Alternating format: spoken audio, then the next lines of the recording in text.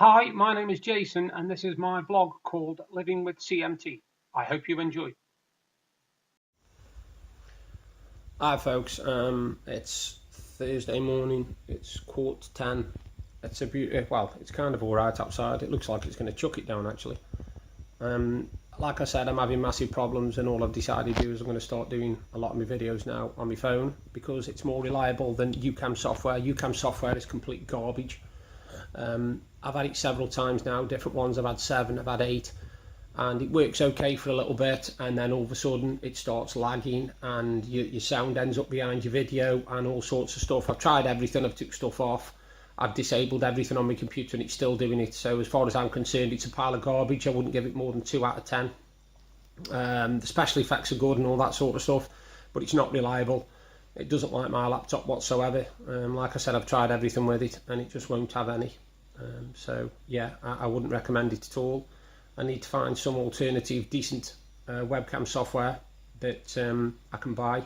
Now the thing is, people might think that I'd got a dodgy version, but I hadn't. I'd actually got the trial version of UCam 8, which is the latest one, and I installed it fine, no problem, and it ran for the first day or two, and then all of a sudden now the icon appears in the bottom bar, but when I click on it nothing happens. When I click on the one on the desktop, it takes 10 minutes for the actual thing to come up to say it's a trial version, then nothing happens. I have to keep going into Program Manager and closing it down, File Manager and closing it down, and then restarting it. It still doesn't work, and sometimes I'm having to restart my laptop 3 or 4 times before I can get it work.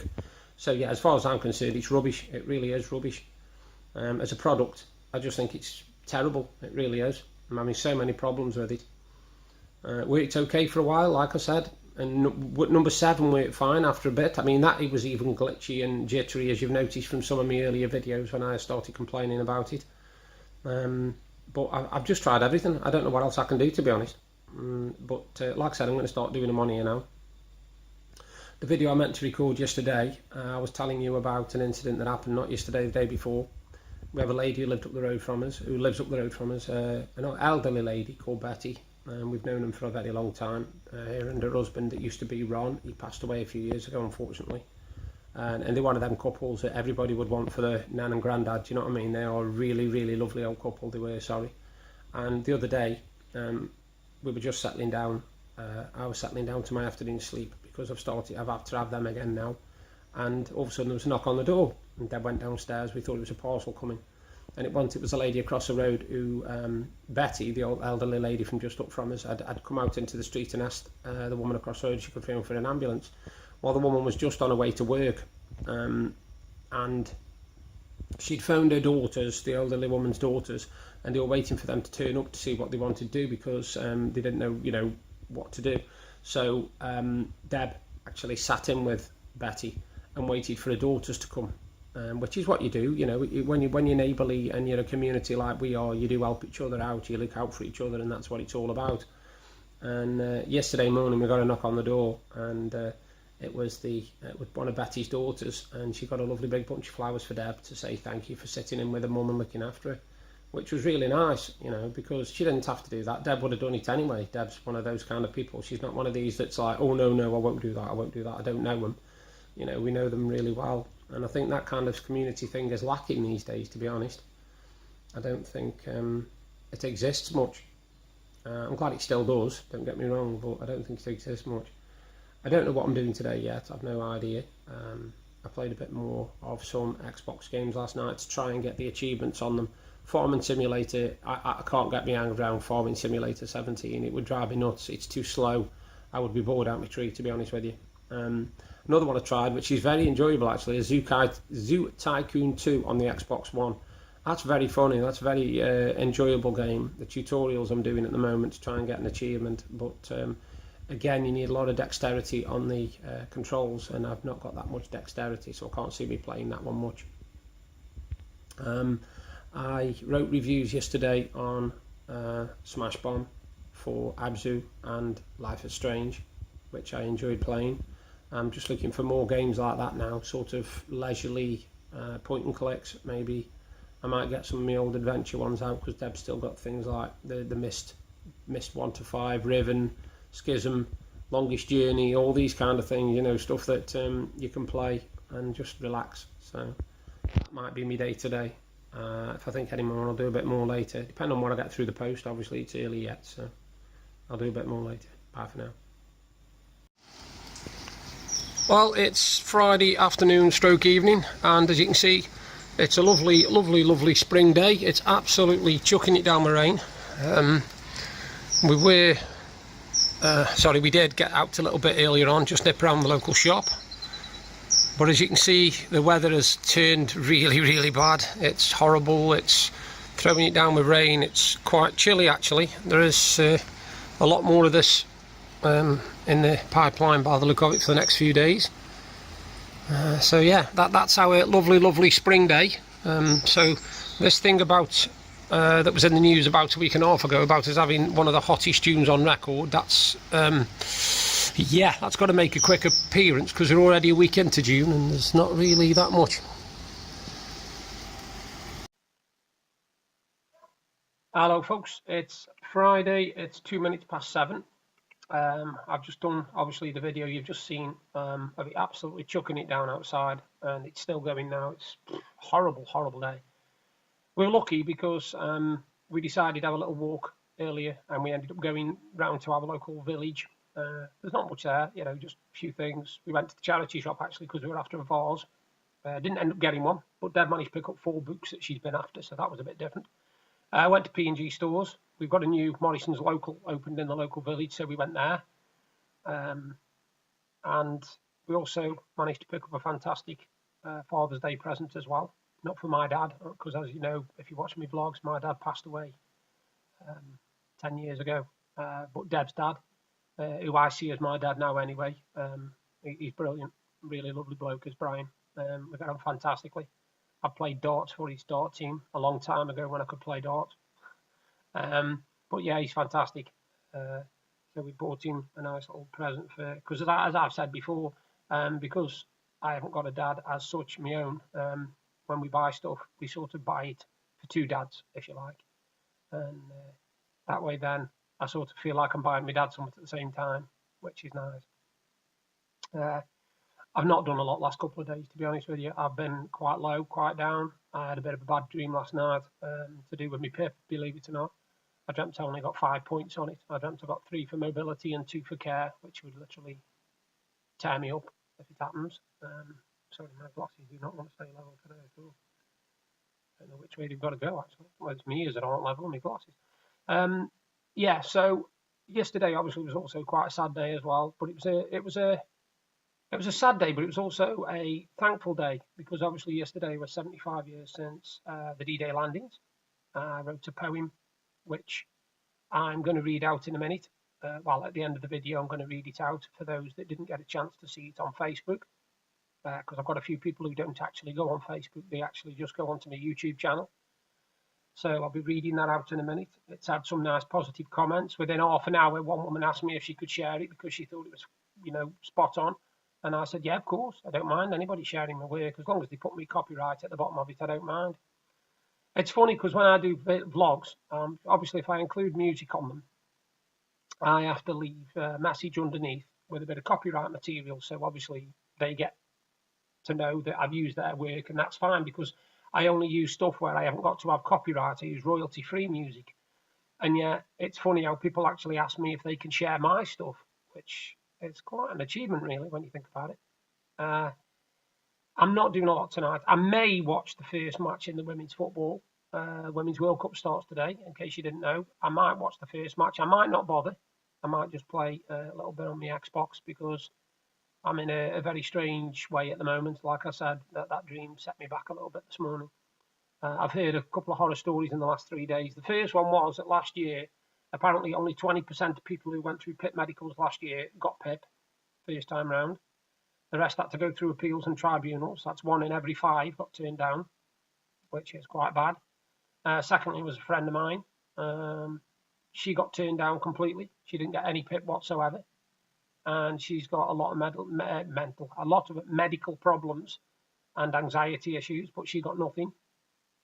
And it kind of brings it home to me that I can't understand why we have to go through this, being disabled, because it's emotionally It really is. It is absolutely tears you apart. It really does, because you find yourself having to prove something, and you shouldn't have to prove it because your medical stuff tells the story. You know, the fact that you are who you are. And I'm not saying every disability means you should get PIP, because it doesn't. Some things what are classed as a disability, like say you could break your leg, so that obviously disables you, that cripples you. But you know, in a few months' time, once your leg's back to normal, you'll be okay. One of the things I read the other day, which absolutely amazed me, was the fact it was from the DWP letter thing, PIP, the DWP to PIP or something it's called. I can't remember exactly. And they stated that PIP are going to make it so that if you're coming up to retirement age and you get put on PIP, you might be put on it for 10 years. And I just thought, what an absolute bloody waste of time. Because if you're coming up to retirement age, say you're 64 and you get put on PIP for 10 years, by the time you're ready for another medical, you're going to be 74. So how do they think you're going to be any better? How do they think it's worth paying all that money to send you for another medical? It doesn't make sense. I mean, I've been for a few medicals now, and I've been turned down for a couple and accepted for others. And when I got turned down from ESA, well, it was devastating. I lost a lot of money for 10 months. And because I took it to an appeal, which they wouldn't turn over, and then I took it to a tribunal, and the tribunal literally took me from 6 points to 30 points in one tribunal meeting. Because when I went to the tribunal, there was just two people there. There was a judge and there was a doctor. And they asked me the questions. They found out they got my medical file in front of them, which was about 2 foot thick. I'd never seen nothing as thick in my life. It was worse than the Encyclopedia Britannica.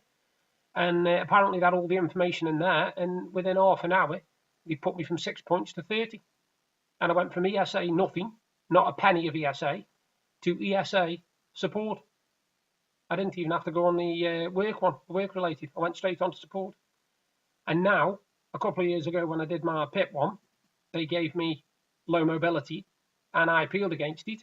And they still gave me low mobility, but I was in such a state mentally that I could not face going through a tribunal and going through all the others. So I just accepted it. And it was only after I felt a little bit better in myself and a bit more positive, thanks to this vlog mainly and giving me something to do, that I thought, no, I will actually fight this. And so I did. And that's exactly where I am, the situation I'm in now. All I'm doing now is I'm just waiting to hear off the PIP medical, because obviously they've told me that they've got me forms. And I've just got to wait now for the result. And I'm not holding out my hands. I'm not holding out hope. That's all. In fact, I'm 99% certain that they'll turn me down, because that's what they do. Only this time I will take it further. I will take it to a tribunal. If I have to take it to a tribunal, I'll take it to a tribunal. I don't see why I should have to prove something that I didn't even ask in the first place. And I reiterated today, because I was speaking to my mother-in-law today, and I said to her, I said, I'm not prepared to lie to get money, because I'm not doing it. I'm not doing it. If they tell me I'm not entitled to it, then I'll take it through an appeal and through a tribunal on the same evidence that they've got now. I don't need to, make out something's worse than it is. Everything that I put on them forms and everything that I said to that interviewer in the interview is true. I don't need to embellish it. No way, shape, or form. It's only when you go for things like that that you realise, and this is what affected me quite badly actually in the interview. You realise by the questions they're asking you how much you cannot do, because you never think of it on a day-to-day basis. You don't wake up in the morning and think, oh, I can't do this, I can't do this, I can't do this, I can't do this. But when they read it off them forms, what you've written, and they ask you questions, and you think, wow, no, I can't do that. And yet I do have to have help with that. So in the space of an hour, they made me feel 50% worse than when I went in. And I know I'm not the only one who goes through that. And I just hope if you go through it, you're better than I am at it. I do believe I'm going to get video bombed. Here she comes. Did you see her then in the background? Anyway, I'm going to read out my poem, and that's it for today. You all take care. Sorry, she just brought a smile to my face, as she always does Jess. Catch you later. Now, as I stated before yesterday, obviously it was 75 years of the D-Day landings, where over 4,000 men gave their lives, basically so that we could have the lives we've got today. If it wasn't for their sacrifice and their willingness to, to fight for their countries, we wouldn't be here today. A lot of people, unfortunately, don't really think that's important now, because as long as they've got what they want, it doesn't matter what was sacrificed before them. You know, these people who say that we're glorifying war by celebrating it, and we're not celebrating it, we're remembering them. Because at the end of the day, if ever anybody deserved to be remembered, it was the men and women who basically sacrificed themselves for us during the wars, both wars, first and second. Obviously, yesterday was the D-Day, so that was second World War, sorry. And I'd written a poem years ago for the Remembrance Sunday, and it wasn't really appropriate because it was about trenches and stuff. So last night I just sat there and this wrote itself. And I hope you appreciate the sentiment behind it. It's called The Sacrifice. Today I sat on the sand. I saw the sea rush to the shore. We take our lives for granted. I'll do that no more. I can't imagine the pain and the horror of other men as they ran up the sand. The way that they fought against adversity is something I'll never understand. They did it so I could sit here today. It's been 75 years since they did. And I've been to the beach so many times, on holiday when I was a kid. So I sit here today with a tear in my eye for the fallen and those that did fight. As the sun shines down on this golden sand, I remember those that gave me the right. I wish we could all get the chance to thank the ones to whom we owe each day, to show them how much we appreciate their sacrifice, a debt we can never repay. That's my tribute to all those that fell on D-Day landings 75 years ago. Bye for now. Hi, I hope you enjoyed the vlog, and if you did, please give me a thumbs up and a like. Thank you very much. And if you like what you saw, you can subscribe by clicking there. And if you want to see what I did yesterday, you've just got to click up there. Bye for now.